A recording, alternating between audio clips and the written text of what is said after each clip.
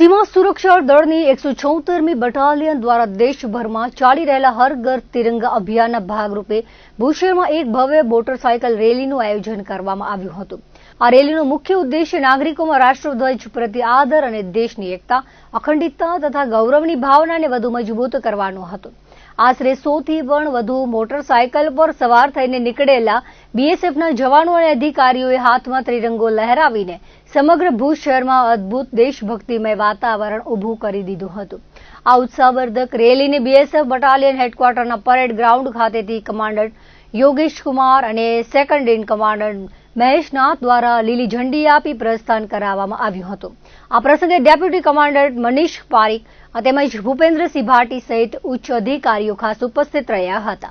આ વર્ષે રાષ્ટ્રગીત વંદે માતરમની રચનાના 150 વર્ષ પૂર્ણ થઈ રહ્યા હોવાથી જવાનોએ આ રેલી થકી રાષ્ટ્રપ્રેમનો વિશેષ સંદેશ પણ સમાજમાં વહેતો કર્યો હતો।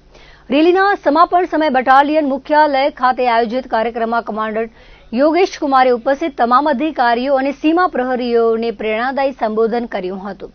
તેમણે દેશની સરહદો સાચવવાની સાથે સામાજિક અને રાષ્ટ્રીય પર્વોમાં સક્રિય ભાગીદારી નોંધાવવા બદલ જવાનોના ઉચ્ચ મનોબળ અને સમર્પણ ભાવનાની મુક્ત મને પ્રશંસા કરી હતી।